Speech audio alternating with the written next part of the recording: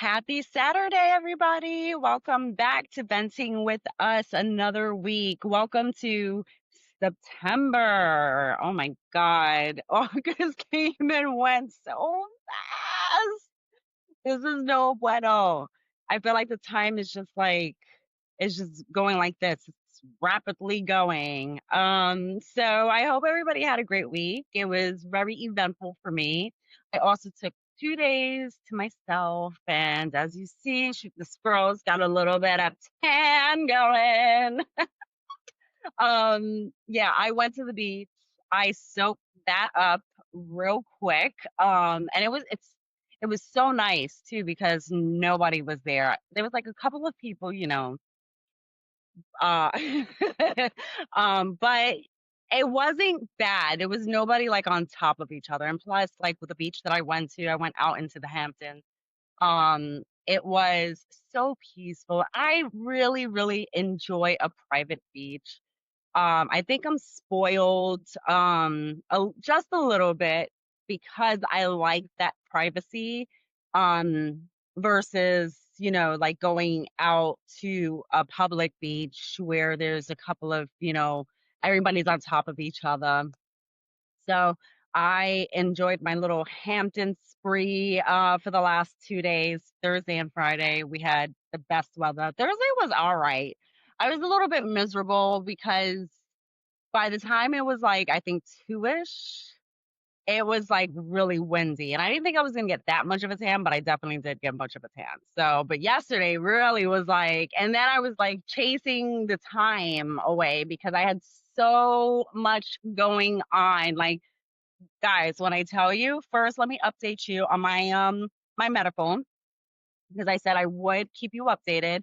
So I finally had to pull some strings and me, she, her, just use a little bit of power, just a little bit. Um, it pays to know people in the medical field. It really, really does. Because a lot of this stuff, when I'm on a mission to prove a point, and I know that I'm right, and people try and dispute this, I get more angry, and that bad Gemini side of me always wants to come out. It really, really does. So I pulled a little. I I, I called in a favor. I will admit it. I called in a favor, and I did not think honestly because I was kind of getting back to pull back a little bit. I didn't think that this person was gonna do it for me, and I don't want to like legally. I don't want to like throw him underneath the bus.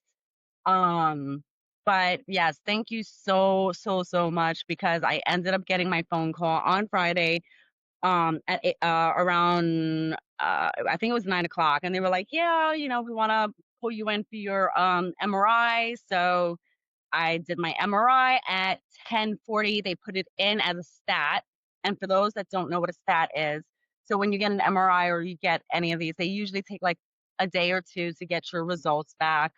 But when they do it as a stat, they're doing it as a favor to the doctor. So then you get it within like 10 minutes. So I was able to get all my information right after.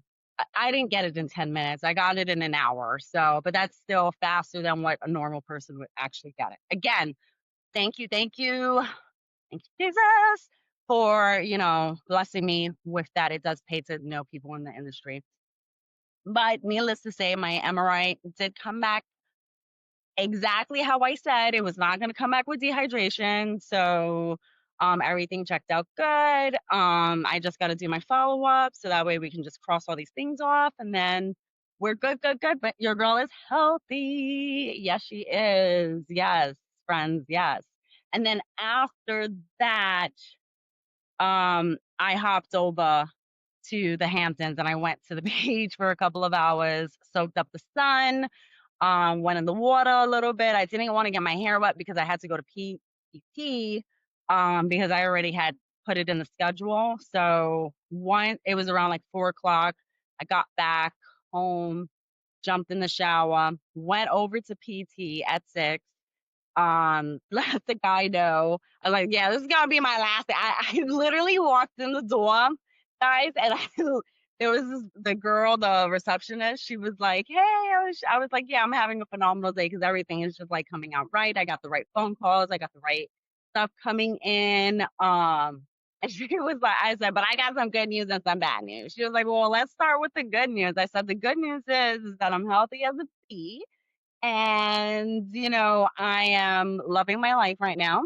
And the bad news is that this is the time you're gonna see this." She's like, "Oh no." She's like, "Well, just make sure you tell your physical therapist person." I was like, "Fine." And then I told the guy, and the guy was like, "I want to see the MRI." I was like, "What are you, the PT police? Seriously? All because I'm canceling?" He was like, "Yeah, but it's only been like a week and a half." And I'm like, "Yeah, that's not my problem." He's like, "Who did she talk to get this happen?" And I was like, "Can't give you that information. He's gonna get my people's into trouble." I don't think so. But you're cute. No, I don't think so. So I showed him my thing. He was like, "Yeah, you're absolutely right." I said, "I already know I'm right." Duh. So we had a giggle. He did. I was there for like I think 5, 10 minutes. And then I left because I was getting hangry. And then I ran over to my spot to get some food. By the time I got home, it was probably like 7, 8 o'clock. And then I was just like fighting my whole life away. I was like, I gotta do my videos. I was trying to go on live yesterday. I did a little mini live at the beach. But I was fighting. I said, if I don't go to sleep right now, I'm gonna hurt somebody. So I literally was in bed like an old person around 10 o'clock. So, but I had a full 8 hours sleep. And anytime I go to the beach, which is why I love going to the beach so much, I get the best rest. I don't know if this happens to anybody else, but I get the best rest. I'm like, my God, it feels like I'm sleeping like on water or something, and I have the best dreams. Oh my God, I soak it up. So love my life right now. So, but we're gonna go right into it. It is documentary week again, and I know I got a lot of positive feedback on the two documentaries that I did recommend last week. And so let me tell you, one of my girls, her name is Selena, which I've spoken about many times here. I love her to death. Like she's definitely my angel. She watched Stalking Samantha. And she texted me. She's like, "Oh my God, it was so scary because it's a real, like any type of person thinking whatever she said." And I was laughing. I was like, "Yes, girl, that was bananas, that whole entire story." So, still, if you guys want to watch it, highly recommended. It's on Hulu. Stalking Samantha for 13 years, 13 years of a nightmare or something like that. Um, Definitely watch that show. Watch that three-part. It's a three-part documentary. It's really good. This week we are gonna talk about two separate documentaries. Blah blah blah blah blah. Getting tongue twisted here. I'm gonna start off with Unknown Tech. So this one is the one that I was kind of briefly talking about last week. This one is on Netflix right now. And this is probably the craziest story because, and again, if you guys have not watched this, I would highly not finish watching this podcast due to it's going to be a spoiler alert. Um, but this story takes texting to a whole different level. When I tell you, when I was watching this story, and again, it's called Unknown Text. It's on Netflix right now. You can watch it. Um, by the time I got to the part where they revealed who the person was, I was flabbergasted because I could not believe it was the person who it was like crazy. So I'm going to give you the setup. This all started with a girl receiving these crazy text messages. It started off with this guy first. He was getting text messages and it led into um this girl getting these crazy text messages. And everybody in this circle of friends started also receiving these just random crazy text messages. So the parents went over to the principal. They were complaining, that their child was getting harassed. They were receiving all these messages. They couldn't believe it. They needed to put a stop because they were thinking that it was someone in the group bullying all of these people. And they the principal confronted the whole entire group, and they were like, "No, this is not coming from me," and blah, blah, blah. They turned over their phones. It got to the point where they had to get FBI involved. So that's how serious this became. And again, every single kid was like, "No, it can't be. This is not this person. It's not this person in the group," because they wouldn't do that. Then they thought it was this other girl, and they started bullying her. And this poor girl tortured her. She ended up stop going to school, missed half of her school year because they were bullying her, and they were thinking that she was the one that was sending out the text messages. The parents were like, "No, no, it can't be." This one parent that, the daughter was receiving all of the text messages, I'm sorry, the son, it was the son. They just could not, understand where these text messages were coming from. So, this other girl started to receive these text messages, and in one point, this is gonna be a little bit of explicit, guys. The messages were reading, "Oh, I bet you like older guys. I bet you've sucked." I'm not gonna say that. I don't want to get banned on here, but that you've had multiple sexual partners. You should kill yourself. All of these crazy things. Now, just keep that in mind in that part, okay? So the school decided, okay, this is beyond us. We don't know how to actually like go from here. So what they did was they got the FBI involved. The FBI took everybody's phones and they started tracking, and looking through everything. They could not come up with anything. So what ended up happening was that one of the person's phones had this one pin, which anytime you send a text message to someone, there are pin drops, and it can locate where you're at. And this is why, like, when people commit these crimes, they can easily find you. And this is why a lot of people try and shut their phones off, because then you can't see the pin drop. So what they were doing was that they were trying this one number just kept coming up and up and up and up and up, and they could not figure out who it was. And then they realized that it belonged to not any of the kids. It belonged to a parent, and it belonged to the parent who their daughter was getting harassed. And the FBI were like, "You gotta be shitting me right now. You gotta be shitting me right now. Like, we cannot even understand this."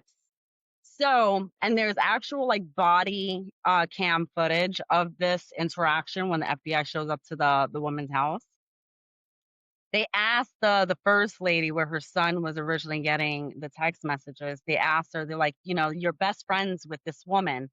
Do you think that this is possible?" And she was like, "Absolutely not. Like, she's here with me every single day. She knows everything that's going on and whatnot. She would never do that to my son. And especially that her daughter is getting a lot of harassment on her phone. So no, this could never be." So they go over to the friend's house, and they're like, "Okay, so we know the text messages are coming from your phone, and we have a warrant to confiscate everything." And she literally was like, they asked her, they were like, "Okay, so we followed up with your jobs. We found that you got fired. They had to call her husband. Her husband had no clue that she even got fired. He was as shocked as anybody that she was the one that was doing all the text messages. What makes this story even worse is that she was saying these things to her own daughter, which is crazy because you're telling your own daughter to kill herself, all because her daughter was dating the guy and she didn't want the guy to be dating anybody else because she had this infatuation with him. Now, mind you, this is a young kid. He's not even 18 years old. And this is an adult trying to have a sexual relationship with her best friend's son. Grenades. I know. So I highly recommend. I don't want to give too much away on how it ended, but she did do part of the interview, so I highly recommend you guys watch this one. And again, that one is called Unknown Text, and it's on Netflix, so that way you guys can see the rest of that story. The next story, documentary that I fell into is called Betrayal. um Under His Eye. Now this is a story, and this story alone, and it's in season 3. There are 2 other seasons that were absolutely phenomenal. I got sucked into this, so I cannot wait for the next season to come out. I hate the fact that they do a season every single year. Like, give us more, because these are so good. But this one is on. Wait, what was this one on? This one is on Hulu. I'm sorry, guys. Yes, I wanted to make sure that you guys got the information. So this one is on Hulu. This is a 3-part story. Um, this story has to do with Justin Rutherford. Rutherford, yeah, Rutherford. He's an actual. Well, he was a doctor. And this story makes me sad because the woman in the story um, had so many issues with relationships and trying, when you're trying to just find your person out there and you're trying to make those relationships work. And in the end, they still don't work. And some women, they have that fear, or it gets in their head that, is it me? What is it about me that I can't hold a relationship? And it's very sad because a lot of the times it's not really them, it's just the person that they're picking. But what happens also is that, and this can be vice versa, guys, it could be female or male, is, they start off so good. And this is why it's so important when you first meet somebody. That first character, that first instinct is what is gonna, those is where you're gonna see those red flags. And a lot of people overlook them because they want to be in such a committed relationship that they're like, that was kind of weird, but we're gonna kind of like sweep that under the rug. And I my heart broke for her because she wasn't, you know, she she was, you know, just a person that just wanted to be loved. And that's what makes this story sad. So, what ended up happening was that she ended up having 2 kids in one relationship. It did not work out. Um, her friend set her up with Justin, and she had admitted, like in the beginning of the relationship, there was no sexual chemistry and there was always an excuse. It was, because he was going to school to be the doctor. He was like, it's just, all of these exams, they're stressing me out. So she was like, you know what, I understand that. Then when he went off and he was, just doing his internship, it was stressful there. And then that was an issue. But she was like, you know what? He makes me so happy. He's good with my kids. I'm going to overlook all of that, the sexual part, because as long as I'm happy and he fulfills me with A, B, and C, then what am I complaining about? And that is an amazing way of looking at it. And this tells you how much of a great person she is. Um, but they're going deep into, the relationship, and they end up getting married. They bought a house together, and she was just like she couldn't believe, her life was, the Cinderella kind of fairy tale going on. She, her son had friends over, and she noticed that, that Justin, her husband, would be more active and want to spend more time with the kids. And she, in her mind, she thought, okay, well, maybe he was an awkward person in school. He didn't have a lot of friends. And this is, now as an adult, this is his way of, just being able to get along with people and having these great relationships. So one day, um, her son invites his friends over. They get out of the pool and they head up to the bathroom, and I knew I was gonna forget something, that's okay. Um, they head up to the bathroom, and then all of a sudden, they come running down, and they tell the son, "Oh, you know what? Something happened. My family has an emergency. I gotta go. I gotta go." So one the friends, the guy's friends, I can't speak today. The son's friend goes home, and he shows his mom a charger. Now, we all have the chargers that you plug into the wall wherever you're plugging them in, and, it's just a regular charger. But when you actually looked at it, the part where you put the cord in, that part had a camera in it, and it was in the bathroom. The woman, the friend's uh, parent, ended up calling CPS, and they ended up coming to the house and accusing, of sexual abuse and whatnot, and seeing what was going on in the house. And of course, the woman, the wife, was like, no, that would never happen. Justin wasn't, even alone. They were like, well, there's been complaints that the friend was told by Justin, which is the husband, that he wanted to see, the two boys in the bathroom, making sexual conduct with them, with each other. And he was like, no, no, no, I wasn't even up there. So later on, CPS leaves, and the wife goes in to speak with Justin, her husband, and she notices that he's in the computer room and he's encrypting all his computer. And she was like, that's weird, why would you have to encrypt your computer? He was like, what if I was looking at something that they may take into a negative light? I don't want to do that. And she was like, yeah, but you look guilty.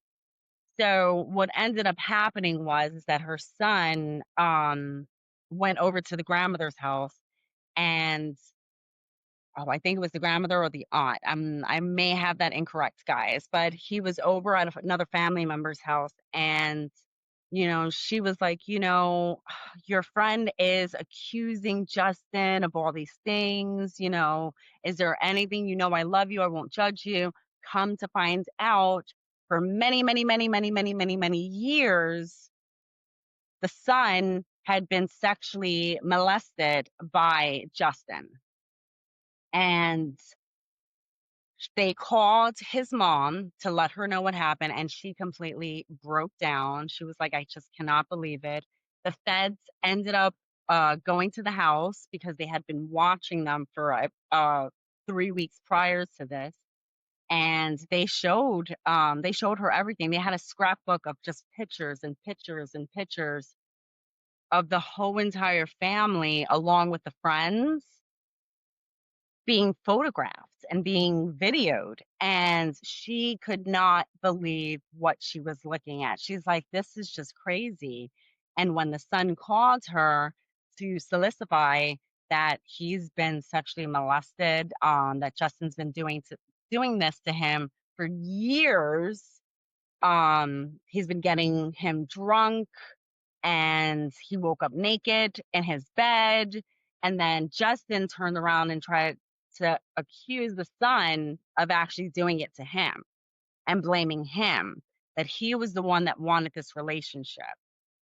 So he ends up going to court, and it is the craziest thing because sexual assault always happens in the least places that you can ever think of. You hear about gynecologists, you hear about the famous athlete doctor that was sexually harassing, sexually molesting a lot of the Olympic players, and he would do these position things, and while the parents were there, and this happens a lot. So you always have to be careful with not only who you leave your child with, but who are you around? Because one thing leads to another. It could be a friendly, oh, let's hang out. And then this person starts to have more of a crush on you and a crush on you. And before you know it, it becomes so crazy that, they're doing all of these things that are just like out of the norm. And a lot of the times the excuses are, oh, I'm just playing. Or "Oh, come on, it was a joke. Oh, we're friends." That's the most common thing. "Oh, we're just friends," or they're like massaging all of a sudden. It's like things like that. These are all signals of people um that don't really have the best intentions. And I'm not saying like everybody is like that, but it's a different vibe, and women have that instinct, or some guys have that instinct where they're like, you know what? She's a little bit too much. She is coming over to my house wearing, very sexual outfits. It may not seem that weird, or it could be anything like that. But so regardless, but they end up going to court. Justin, now the judge says, you know what? I'm going to sentence you for the max amount of years. And, you're going to be registered as a sex offender. He's actually on the worst list because he's under the violent sexual predators, which is the highest. That's the worst part that you want to get in, you want to be if you're ever charged. Um, and found guilty, which you should be. I think all sex offenders should be on that list.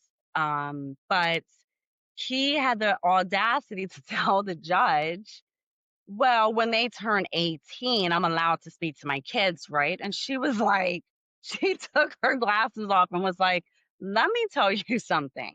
You will never be allowed to talk to your kids ever in your life again. And his whole demeanor changed. Um, the son was able to speak to Justin in the court, and he said he had released a lot of anger and negativity he had. He was very suicidal after this, which is another thing that's very common after people are sexually abused. Um,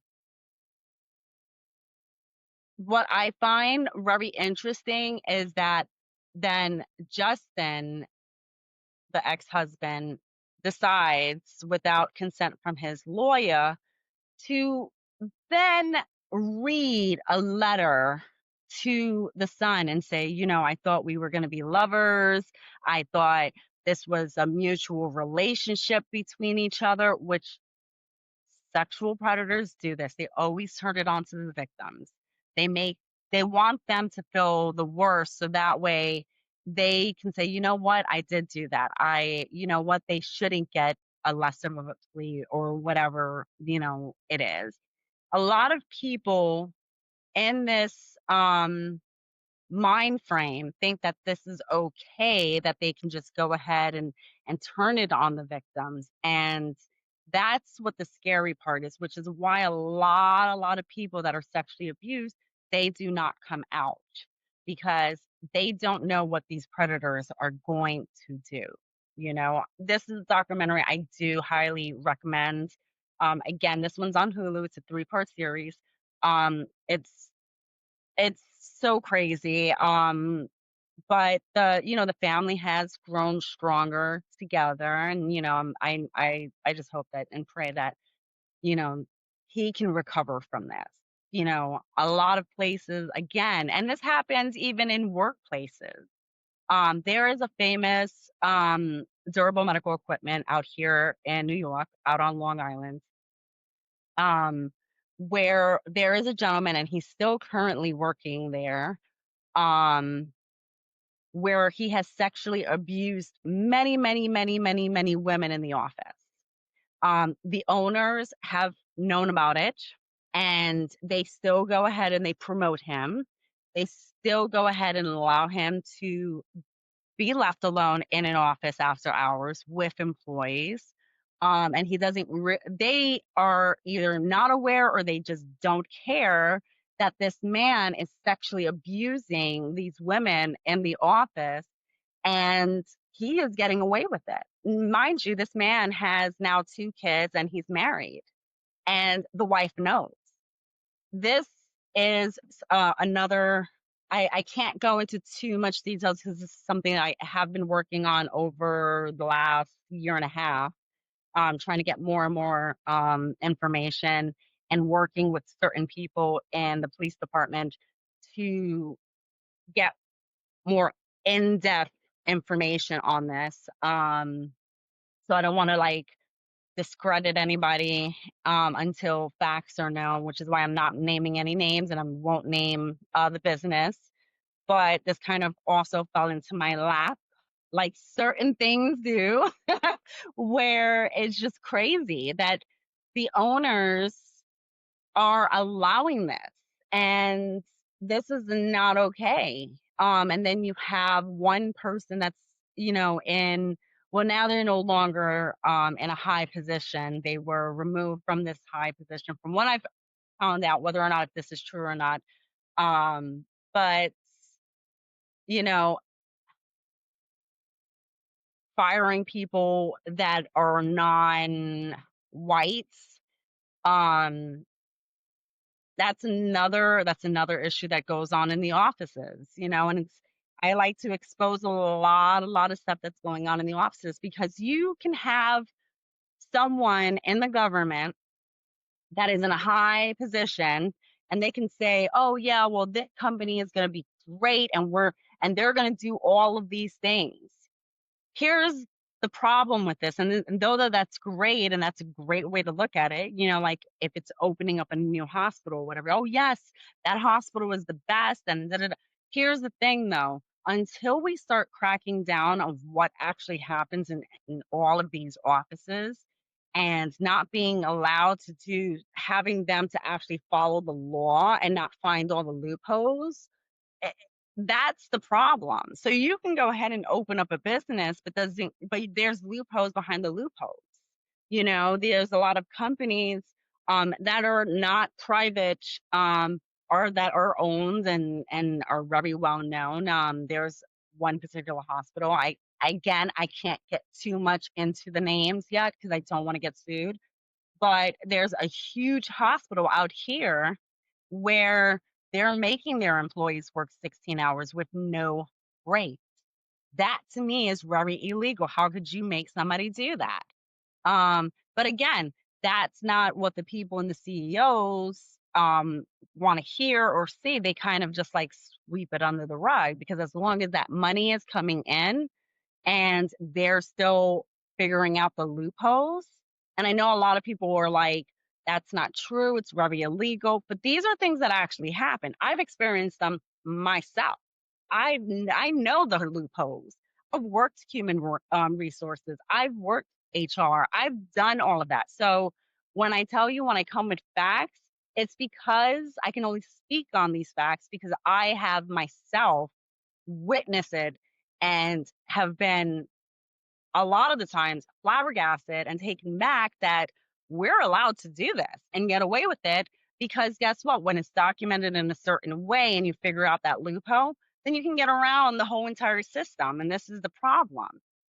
So, and a lot of people are these days, they don't want to deal with it anymore. But, you know, I think it's very, very offensive when, many, many, many, many people in this one particular company, as I go back to that, have complained to the owner and said, this has been happening. This is what he did. I can show you records. I can show you how many times he's reached out to me, what he did after hours when you guys weren't here, how he shut the cameras off, and the owner is like, well, he does a good job. Okay, so you know what?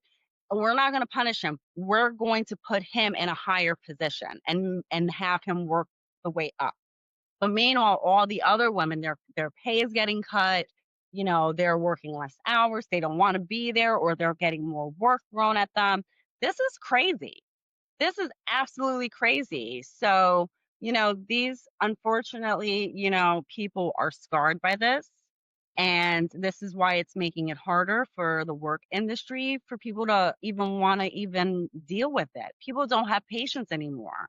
They hear certain things and they're just like, oh God, here we go again. So, but sexual abuse is a real thing. It happens a lot in the work office. It happens a lot, and it's always the person that is the closest to you, um that you wouldn't think that would happen, and that's the sad part about it, because when you're close to that person, of course you're not going to think negative of them, right? But this is what happens on a day-to-day basis. All right, guys, as usual, time is up. I will keep you posted. I might do another documentary next. Yeah, because I have 2 more that I can actually do, and I can highly recommend. So again, you guys wanna see the 2 that I discussed today? The first one is Betrayal. That one is on Hulu. It's a 3-part series. And then Unknown Text. That one is just one full, I think it's an hour. Um that's why I kind of like, Netflix also, so we gotta just do better on the movies, Netflix, come on! That one is Unknown Text, and that one is on Netflix, so you can watch that one. Alright, if you guys have any recommendations that I should see that I don't know about, definitely pop up in my comments and let me know, and I'll definitely check them out. I'm all about researching and making sure that I get you guys the full information, the correct information on that. Okay, guys. I hope you enjoy the rest of your weekend. I don't know about you, but it's a little bit crappy. It's raining today. So I hope everybody stays blessed. And again, I'll see you guys next week. Bye.